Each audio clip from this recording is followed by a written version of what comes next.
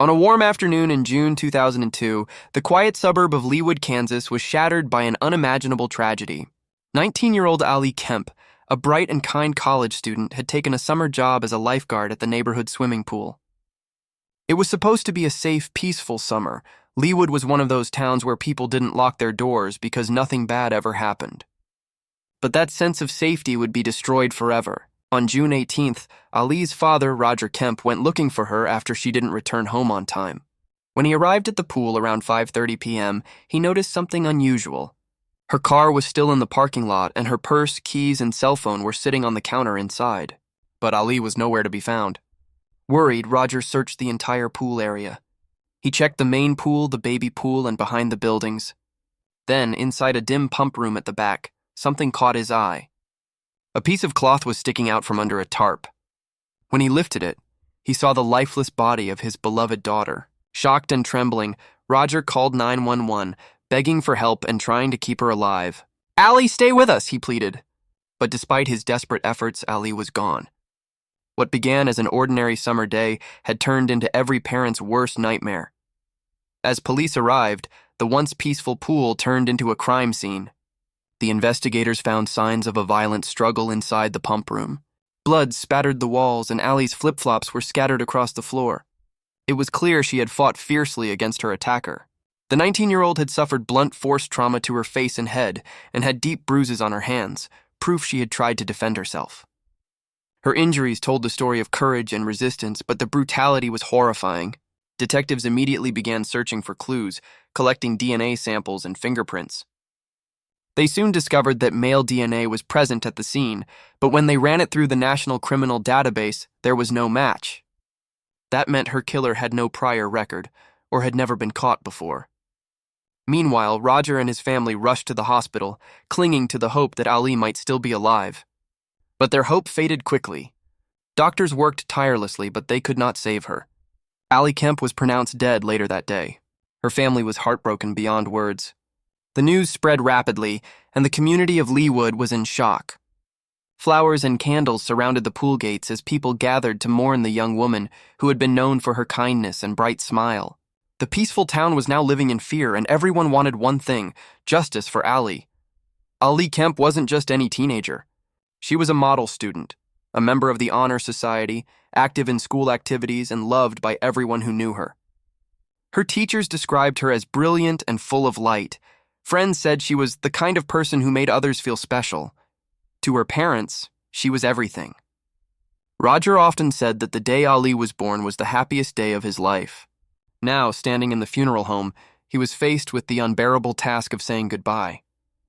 "I spent the night at the morgue with her," he said softly, "because I wasn't going to let her be alone." The entire town attended her funeral. People who didn't even know the family came to show support. Parents held their children tighter that night, afraid something so evil could happen in such a safe place. Police knew they had to move fast. With no suspect in custody, the fear of another attack spread quickly. Roger Kemp, though heartbroken, refused to give up. He vowed that whoever had done this would be caught. "He started a fight with Ali," Roger said, "but I was going to finish it." His words marked the beginning of a father's relentless mission to hunt down his daughter's killer, no matter how long it took. Police began their investigation by questioning everyone close to Ali. Her boyfriend, Phil, was one of the first people they talked to. Phil and Ali had been dating for 5 years, and he had worked at the same pool earlier that day. He was cooperative but deeply shaken. He told police that before he left for another pool, Ali had mentioned feeling uncomfortable around some lawn workers who stared at her. Phil said he had stayed with her for a while to make her feel safe, but she told him to go after the workers left. Police checked his alibi, tested his DNA, and confirmed he wasn't the killer. Then they interviewed the lawn workers, who shared something disturbing. They had seen a tan 1980s Ford pickup truck circling the pool's parking lot multiple times that day. They also mentioned seeing a man hiding in the bushes near the pool with a camera the day before. Witnesses described him as a balding man in his 30s who seemed to be watching the girls at the pool. That same day, a friend of Ali's had come to visit her at work. She saw a strange man inside the pool area, someone she didn't recognize. She got nervous, honked her car horn to get Ali's attention, and left quickly. Her description matched the same mysterious man. With her help, Police created a sketch of the suspect and shared it across local and national news stations, hoping someone would recognize him. Despite hundreds of calls and tips, none led to a solid suspect. The investigation dragged on for months, and the lead started to dry up. Roger Kemp, heartbroken but determined, refused to let his daughter's case be forgotten. He appeared on TV, spoke to newspapers, and kept the story alive in every way he could. "There's a monster loose in our community," he said, "and we need to get him off the streets." In July 2002, he offered a $50,000 reward for information leading to the killer's arrest. Still, nothing worked. Then, months later, police thought they finally had a break. A man named James Strader, who looked similar to the sketch, was wanted in multiple states for attacking women. Police caught him in Utah after he tried to skip paying for gas. They immediately tested his DNA, confident that the case was finally solved. But when the results came back, they were devastated. The DNA didn't match. Strader wasn't the killer. The disappointment was crushing. Roger and the detectives felt hopeless, fearing that Ali's murder might become a cold case like so many others. "Time is the enemy in homicide investigations," one detective said. After 6 months, the chances of solving it drop almost in half. Yet Roger still refused to give up. 1 year after Ali's death, Roger was driving down the highway when he saw a billboard. It gave him an idea. What if he used billboards to keep his daughter's case in the public eye? He worked with local police and advertising companies to put up large posters featuring Ali's face and the sketch of her suspected killer. It was a new idea at the time. No one had ever used billboards for a murder investigation before. The billboards went up all across Kansas and nearby states. Within days, new leads started pouring in. One name kept coming up: Ted Hoover, a man who owned a pool maintenance company. He matched the description perfectly, balding, in his 30s, and drove a tan pickup truck. When police visited his home, Hoover appeared nervous and said he couldn't remember where he had been on the day of the murder. He refused to give a DNA sample without consulting a lawyer.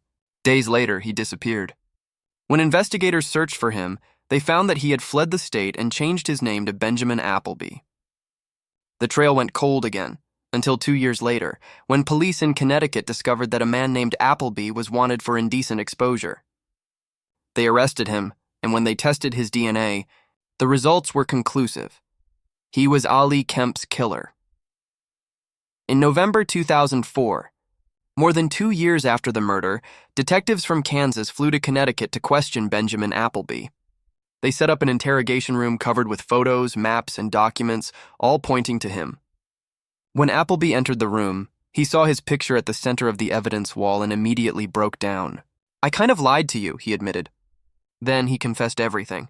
On June 18, 2002, he had gone to the pool pretending to look for work. When he saw Ali alone, he tried to flirt with her. When she rejected him and told him to leave, he snapped. He attacked her, hit her multiple times, and strangled her.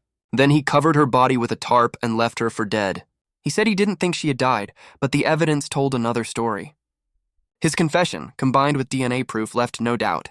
In 2005, Appleby, also known as Ted Hoover, was found guilty of first-degree murder and rape. The jury took only 2 hours to decide. He was sentenced to life in prison without parole until 2054. Roger and his family finally had justice, but the victory came with deep sorrow. "You just want him put away," Roger said, "so no one else ever goes through what we did." Even after his daughter's killer was behind bars, Roger Kemp couldn't rest. He wanted to make sure that no other young woman would face what Ali did. He and his wife started a program called Take Defense, the Ali Kemp Educational Foundation. The program teaches women and girls how to defend themselves and be aware of danger. The first class was held in a small basement with just 12 people. Since then, more than 68,000 women have taken the course, and several have said it saved their lives. Roger also partnered with law enforcement to expand the billboard campaign nationwide, featuring faces of wanted criminals and missing persons. When investigators studied Benjamin Appleby's background, they discovered a disturbing pattern. Appleby wasn't a hardened criminal or a known violent offender. He grew up in Kansas, came from a middle-class family, and had even held steady jobs. But beneath that normal exterior was a man filled with anger and entitlement. According to psychological experts who reviewed the case, Appleby showed signs of what's known as a power control killer, someone who feels weak in life and seeks power through violence. He had a history of making inappropriate comments toward women and had been fired from several jobs for harassing female co-workers. Yet none of those incidents had ever reached the police. He was the kind of man who hid in plain sight. The day he killed Ali, he had reportedly been watching her for days, waiting for a chance to catch her alone. His crime wasn't spontaneous, it was planned. He knew the pool's schedule, where the cameras were, and even how to approach without raising suspicion. When Ali rejected him, his fragile ego couldn't handle it. In that moment, his anger exploded into something monstrous. For investigators, Appleby's profile became a textbook case in how everyday predators can disguise themselves as harmless men, the kind you'd never expect to commit such evil. This realization pushed Kansas police to begin studying behavioral patterns more closely in future investigations. The capture of Benjamin Appleby wasn't just luck. It was also a triumph of forensic science. Back in 2002, DNA technology wasn't as advanced as it is today, but detectives preserved every trace of evidence from the pump room: fingerprints, fibers, and especially skin cells found under Ali's fingernails. These cells were critical because they contained the killer's genetic code. Ali had fought so hard that she literally left her attacker's DNA in her final act of defense. In 2004, when Appleby was caught in Connecticut, that same DNA sealed his fate. Scientists compared the two samples, and when the computer screen flashed "match," the entire room fell silent. One detective later said, "It was like hearing her voice from the grave saying, 'You got him.'" The forensics team also analyzed shoe prints, tire tracks, and even tiny hairs found on the tarp that covered her. Every detail added another layer of certainty. It was one of the first Kansas cases where DNA evidence alone proved the killer's identity beyond doubt. That success inspired new training programs for detectives, encouraging them to collect even the smallest piece of biological evidence. In many ways, Ali's case became a turning point in how small-town police handled forensic investigations. The courtroom was packed when Benjamin Appleby went on trial in 2005. Reporters filled every seat, and the Kemp family sat quietly in the front row, facing the man who had destroyed their world. Roger never took his eyes off Appleby. The prosecution presented powerful evidence: DNA matches, Appleby's confession, and witness statements that placed him near the pool on the day of the murder. When the jury saw photos of the pump room, some gasped. The brutality was impossible to ignore. Appleby's defense team tried to argue that the killing wasn't premeditated, claiming it was an accident that happened during a fight. But the prosecutors quickly dismantled that argument, pointing to the injuries and the deliberate way Appleby had hidden the body. It took the jury less than 2 hours to find him guilty of first-degree murder and attempted rape. When the judge read the verdict, Roger Kemp finally felt a wave of peace. "It doesn't bring Ali back," he said, "but it means no other father will have to bury their daughter because of him." Appleby showed little emotion as he was sentenced to life in prison. He was later transferred to a maximum security facility in Kansas, where he remains to this day. Roger described the moment as bittersweet victory. Justice had been served, but the hole in their hearts would never fully heal. After the trial, Roger could have stepped away from the spotlight, but he didn't. Instead, he turned his grief into a mission. He believed that Ali's story could save lives if people learned from it. That's how the TAK Defense Foundation began. The name stood for the Ali Kemp Education. At first, it was just a small self-defense program in a church basement. But it quickly grew. The foundation teamed up with martial arts experts and law enforcement officers to create training sessions that taught women how to recognize danger, escape holds, and defend themselves in real-world situations. Each class began with Ali's story, not to scare, but to empower. Roger often said, "Ali didn't get a chance to fight long enough, but you can." Within a few years, the program spread across multiple states. Women wrote letters saying the training helped them avoid kidnappings, assaults, and robberies. Some even credited it with saving their lives. Roger traveled tirelessly to promote the message, speaking at schools, community centers, and even the FBI Academy. He wanted the world to understand that personal safety isn't paranoia, it's power.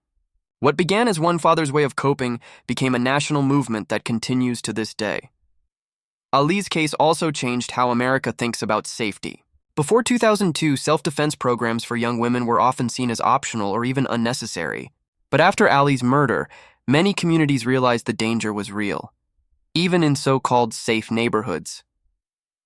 Schools and colleges began offering mandatory safety workshops, while local governments pushed for better security measures in public spaces like